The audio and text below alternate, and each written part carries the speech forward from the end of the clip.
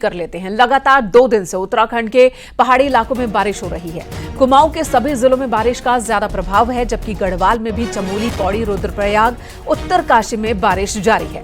अब मौसम विभाग ने कल के लिए भी बारिश का अलर्ट जारी किया है। देहरादून में मौसम विज्ञान केंद्र ने कुमाऊं के सभी जिलों में बारिश का रेड अलर्ट जारी किया। नैनीताल, अल्मोड़ा, बागेश्वर, पिथौरागढ़ और चंपावत में भारी से भारी बारिश हो सकती है। वहीं कुमाऊं के सभी जिलों के साथ ही पौड़ी में भी कल सुबह स्कूल कॉलेज बंद कर दिए गए हैं। गढ़वाल के इलाकों की बात की जाए तो यहां पर ऑरेंज अलर्ट जारी है। रुद्रप्रयाग और पौड़ी में बारिश ज्यादा होने की संभावना है, जबकि देहरादून में भी बारिश को लेकर ऑरेंज अलर्ट जारी किया गया है।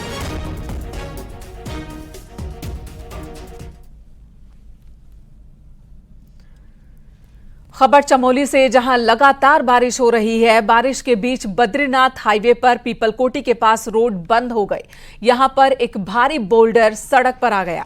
हालांकि पहले भी यहां पर मलबा आया था, लेकिन भारी बोल्डर आने की वजह से अब इस रास्ते को खोलने में जुटी हुई है टीम। उसे मुश्किलों का सामना करना पड़ रहा है।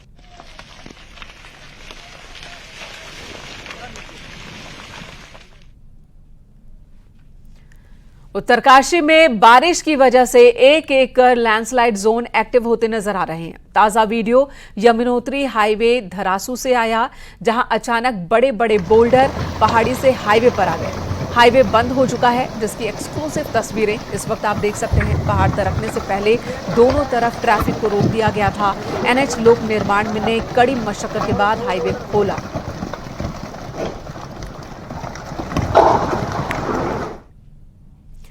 वहीं उत्तरकाशी के गंगोत्री में जल लेने गए करीब 30 कांवड़िए देवलगाड़ बरसाती नदी के दूसरी तरफ फंस गए थे। उन्हें आज एसडीआरएफ ने रेस्क्यू कर पार करवाया। गौरतलब है कि गुरुवार शाम को 2 कांवड़ियों की इस बरसाती नदी में डूबने से मौत हो गई थी। कई दूसरी तरफ फंसे हुए थे। एसडीआरएफ के मुताबिक गौमुख में ग्लेशियर का टुकड़ा पानी में आने की वजह से जलस्तर अचानक बढ़ गया, जिसकी वजह से पुल भी बह गया। हालांकि बाकी सभी यात्री सुरक्षित बताए जा रहे हैं।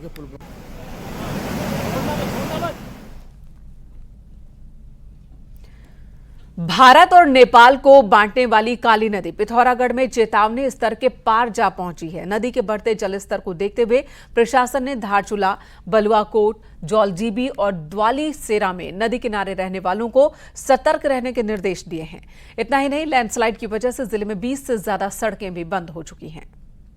पिथौरागढ़ में बीते 2 दिनों से लगातार बारिश हो रही है और बारिश के चलते भारत और नेपाल को बांटने वाली काली नदी पूरी तरीके से उफान पर है।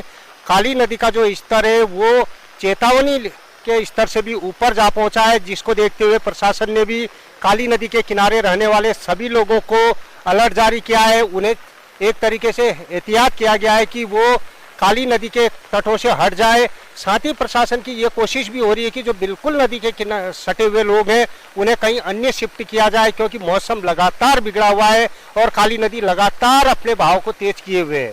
विजय वर्धन उप्रेती, न्यूज 18, जौलजीबी, पिथौरागढ़।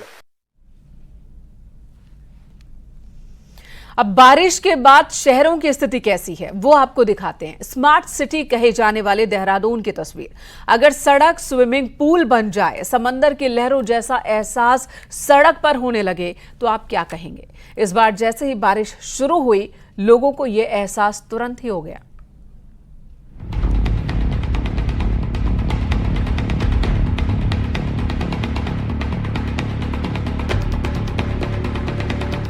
देहरादून में मानसून की बारिश ने सिस्टम की धज्जियां उड़ा कर रख दी हैं। जिस देहरादून को स्मार्ट सिटी बनाने के बड़े बड़े दावे होते थे, वहां करोड़ों का बजट पानी की तरह बहाने वाले अफसरों और मंत्रियों को ये गंदा पानी जरूर देखना चाहिए।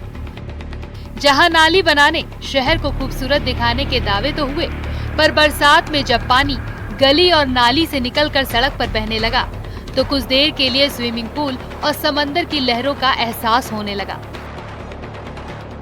विधानसभा से 500 मीटर की दूरी पर यह हाल देखकर जनता हैरान है। इतना पानी देखा आपने कभी? नहीं देखा, बस। क्या मानते हैं, कौन जिम्मेदार है? प्रकृति। ये देहरादून शहर का हाल है, आप देखिए यहाँ पर खुद। स्मार्ट सिटी है, स्मार्ट सिटी है और इतना यहाँ पर पानी भर रहा है, कैसे होगा साहब बताइए? कौन जिम्मेदार? जिम्मेदार गामा जी हमारे। ये स्थिति है राजधानी की, वाकई बहुत गम। स्मार्ट देहरादून, स्मार्ट देहरादून और स्मार्ट देहरादून की ये तस्वीर आप लोगों के सामने है। ये वाकई हैरान करने वाला है कि बरसात की शुरुआत में ही अगर इस तरह की हालत है तो आप अंदाजा लगाइए कि अभी तो पूरा मॉनसून सीजन बाकी है, तब क्या होगा इस शहर का। और जो करोड़ रुपए यहाँ लगाया गया है, जो यहाँ बहाया गया है, क्या वो सिर्फ इस पानी के लिए यहाँ पर लगाया गया और इस हालात के लिए लगाया गया? राजपुर के बीजेपी विधायक खजान दास ने इस बात की आशंका पहले ही जता दी थी कि बरसात में पता चलेगा नालियों का पानी सड़कों पर बहेगा। इन मजबूर लोगों को देखकर आप खुद समझ सकते हैं कि होनहार अफसरों ने कितना अच्छा काम किया है। बरसात में शहर के हालात इतने खराब हैं कि अब बच्चे भी मजाक बनाने लगे हैं और स्विमिंग पूल की ख्वाहिश इस गंदे पानी में ही पूरी कर रहे हैं। और ये इन बच्चों को देखिए, ये यहाँ पर पूरे मजे ले रहे। क्या लग रहा है? बहुत अच्छा लग रहा है गाइस। आज यहाँ पर स्मार्ट सिटी में यहाँ पर बारिश हो रही है, बहुत अच्छा लग रहा है। लोगों के लिए बहुत बुरा हो रहा है। ये लोगों के लिए इतनी तकलीफ आई है, लोगों को बहुत ज्यादा। ये बच्चे, इनको आप सुन सकते हैं कि ये बेहद खुश है, इसमें तैर रहे हैं। अगर बच्चा इसमें तैर सकता है तो समझ सकते हैं कि स्विमिंग पूल के बराबर इसकी गहराई जरूर है, लेकिन इस गहराई को और इस हालात को उत्तराखंड का प्रशासन, शहरी विकास विभाग और कोई भी अथॉरिटी समझने को तैयार नहीं है। देहरादून में करोड़ों रुपए इसीलिए खर्च किया गया ताकि ड्रेनेज सिस्टम सुधरे और बरसात का पानी नालियों में बहे। लेकिन बरसात ने बता दिया कि शहर में विकास के नाम पर कैसे जनता का पैसा बर्बाद हुआ है। देहरादून से न्यूज़ 18 के लिए दीपांकर भट्ट की रिपोर्ट। बारिश की वजह से जगह जगह सड़कें बंद हो रही हैं। चमोली जिले में ऐसी ही एक सड़क पर गुरुवार को पूर्व मुख्यमंत्री हरीश रावत करीब 2.25 घंटे फंसे रहे और सड़क के काम चलाऊ होने का इंतजार करते रहे। हरीश रावत बद्रीनाथ उपचुनाव प्रचार के लिए निकले थे यहां पर और इसी दौरान यहां फंस गए। शुक्रवार को सोशल मीडिया पोस्ट पर उन्होंने इस बात का जिक्र किया और लिखा कि मॉनसून अभी आया ही है और उत्तराखंड की सड़कें बदहाल हो गई हैं।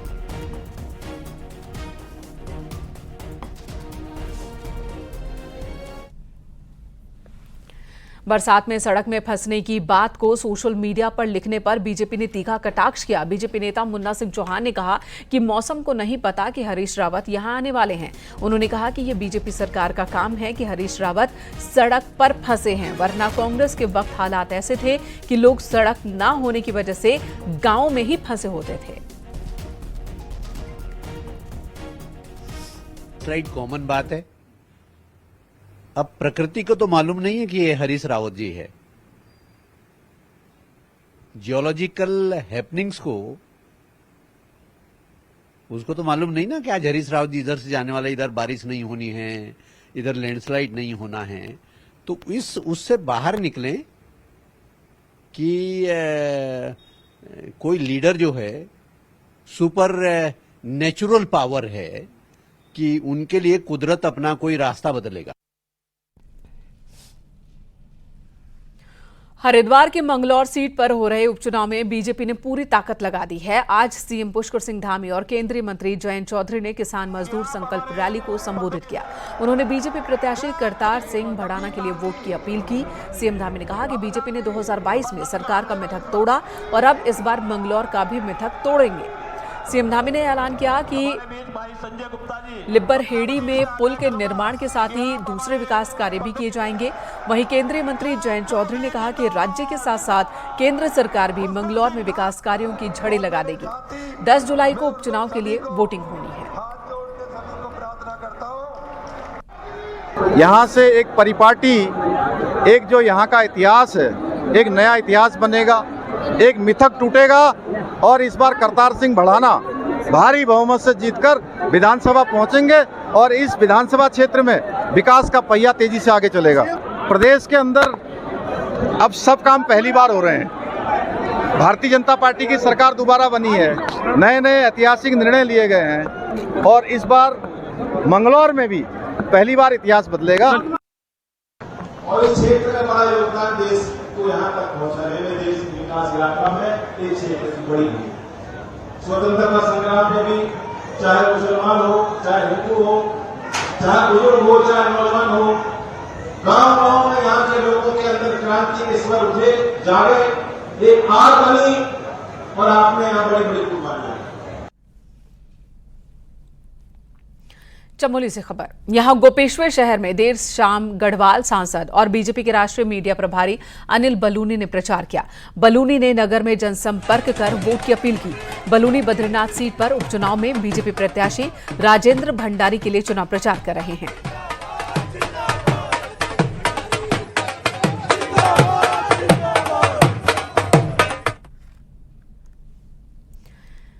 बीजेपी कैंडिडेट राजेंद्र भंडारी के समर्थन में आज अनुसूचित जनजाति सम्मेलन आयोजित किया गया, जिसमें गढ़वाल सांसद अनिल बलूनी शिरकत करने पहुंचे। अनिल बलूनी ने कहा कि जनता ने उन्हें वोट देकर संसद तक पहुंचाया है, तो हर सुख दुख में वो जनता के साथ रहेंगे। उन्होंने कहा कि मैं देखते हुए आ रहा हूं कि राजेंद्र भंडारी के पक्ष में माहौल बन रहा है और बीजेपी ज्वाइन कर उन्होंने बड़ा त्याग किया। गोपेश्वर में सभा के बाद अनिल बलूनी ने पीपल कोटी में लोगों से मुलाकात की और राजेंद्र भंडारी के पक्ष में वोट देने की लोगों से अपील की है। कई इलाकों में जनसंपर्क भी किया। अनिल बलूनी ने लगातार वो राजेंद्र भंडारी के पक्ष में चुनाव प्रचार कर रहे हैं। कल भी जोशीमठ और अन्य इलाकों में राजेंद्र भंडारी के लिए वो प्रचार करने वाले हैं। इस दौरान केंद्रीय राज्य मंत्री अजय टम्टा भी मौजूद रहे।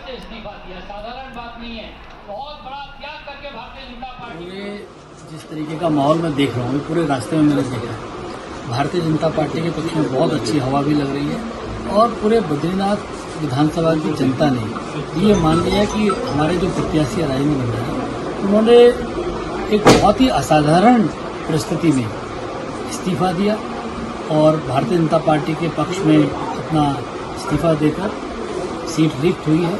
और सब लोग ये मानते हैं कि साधारण बात नहीं है।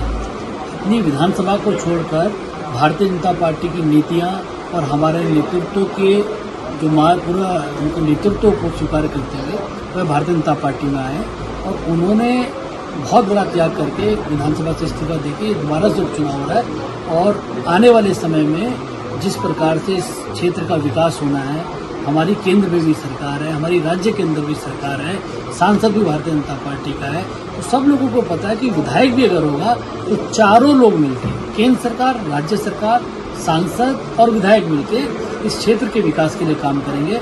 और बहुत ही समझदार यहाँ के लोग हैं, वह भी जानते हैं कि किसको जिताना है और जीतने से क्षेत्र को क्या क्या लाभ होने वाला है, यहाँ की जनता भली भांति जानती है। उत्तराखंड में सरकारी कर्मचारी और अधिकारियों की चाहत बढ़िया पोस्टिंग और ट्रांसफर की होती है और इसके लिए कर्मचारी, अधिकारी, मंत्री तक जुगाड़ लगाने से नहीं चूकते हैं। पर मंत्री सौरभ बहुगुणा ने अपने विभाग में ऐसा करने वालों पर एक्शन की बात कही है। देखिए ये रिपोर्ट।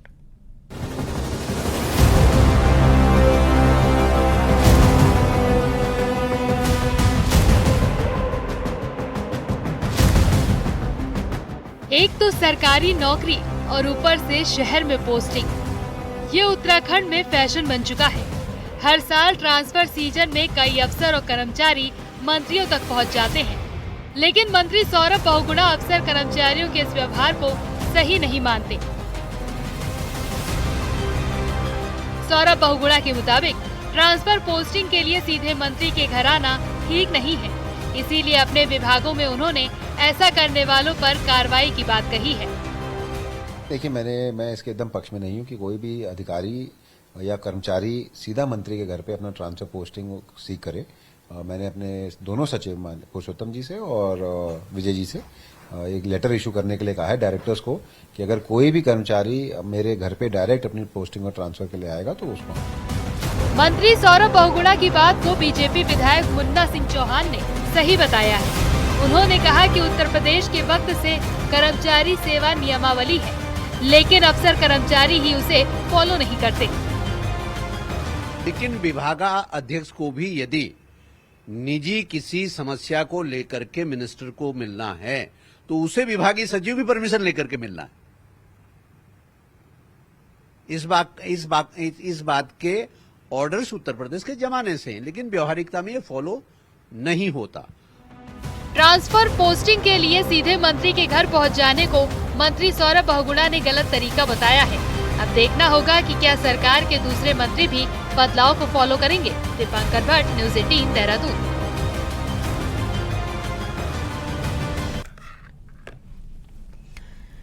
इधर अल्मोड़ा में श्रम विभाग के ऑफिस के बाहर छाता लेकर लोगों की भीड़ लगी रही, क्योंकि यहां विभाग में रजिस्टर्ड मजदूरों को सरकारी सुविधा के लाभ के लिए हेल्थ चेकअप कराना जरूरी है और इसके लिए विभाग ने अलग अलग ब्लॉक को अलग दिन इसके लिए अलॉट किया है। लिहाजा अपनी बारी का इंतजार कर रहे मजदूर लंबी लाइन लगाकर यहां खड़े रहे। बारिश के बीच भी छाता लेकर ये मजदूर लाइन में खड़े रहे और इंतजार करते रहे।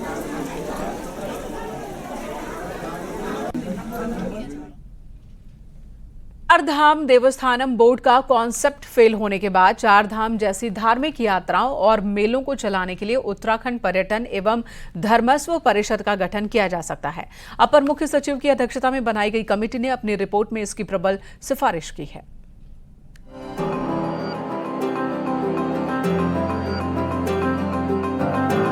चारधाम यात्रा में जिस तरह से लाखों की संख्या में रिकॉर्ड भीड़ उमड़ रही है, उसे देखते हुए इस तरह की यात्राओं के मैनेजमेंट के लिए एक डेडिकेटेड बॉडी की जरूरत महसूस की जाने लगी थी। पिछले दिनों मुख्यमंत्री पुष्कर सिंह धामी ने अपर मुख्य सचिव आनंद वर्धन की अध्यक्षता में इसके लिए कमेटी का गठन किया था। ये कमेटी इसी हफ्ते अपनी रिपोर्ट मुख्यमंत्री को सौंप चुकी है। रिपोर्ट में इसके लिए उत्तराखंड पर्यटन एवं धर्मस्व परिषद नाम से एक अलग बॉडी के गठन की सिफारिश की गई है। एक मेजर रिकमेंडेशन है उत्तराखंड पर्यटन एवं धर्मस्व परिषद बनाए जाने की। ये एक तरह से इसकी रिकमेंडेशन इसलिए की गई है मुख्य रूप से कि जो महत्वपूर्ण मेले हैं, जो महत्वपूर्ण धार्मिक यात्राएं हैं, उसकी वर्ष पर्यंत उसकी आवश्यकताओं को ध्यान में रखते हुए उसकी तैयारी की जाए। कमेटी ने इसके लिए जिला लेवल से लेकर स्टेक होल्डर के साथ कई दौर की मीटिंग की। उनके सुझाव लिए रिपोर्ट में उत्तराखंड पर्यटन एवं धर्मस्व परिषद का स्ट्रक्चर 3 लेयर का बनाने की बात कही गई है। पहला सीएम की अध्यक्षता में एक कमेटी होगी जो नीति निर्धारण का काम करेगी। दूसरी कमेटी मुख्य सचिव की अध्यक्षता में होगी जो अंतर विभागीय कोऑर्डिनेशन का काम करेगी। तीसरी गढ़वाल और कुमाऊं मंडल में कमिश्नर की अध्यक्षता में अलग अलग कमेटियां होंगी, जिनके नीचे एक परमानेंट प्रशासनिक बॉडी होगी जिसको मुख्य कार्यकारी अधिकारी हेड करेगा। ये बॉडी यात्राओं मेलों के मैनेजमेंट के लिए सुविधाएं विकसित करने के साथ उनके रखरखाव का जिम्मा संभालेगी। मेन मकसद हमारे प्रदेश का ये होना चाहिए कि जो भी पर्यटक या श्रद्धालु आते हैं वो अच्छे से बिना किसी समस्या के अच्छे से अपना जो भी जिस उद्देश्य से आए हैं वो पूरा करके वापस जाएं। देवस्थानम बोर्ड के फ्लोर के बाद चारधाम यात्रा को लेकर सरकार ये दूसरा बड़ा कदम उठाने जा रही है, लेकिन इसमें देवस्थानम बोर्ड जैसी गलतियां ना हो इसका भी ध्यान रखा जा रहा है। किसी भी फैसले पर पहुंचने से पहले सरकार स्टेक होल्डर से सुझाव ले रही है। फिलहाल कमेटी ने अपनी रिपोर्ट मुख्यमंत्री को सबमिट कर दी है। देहरादून से न्यूज़ 18 के लिए सुनील नवप्रभात की रिपोर्ट।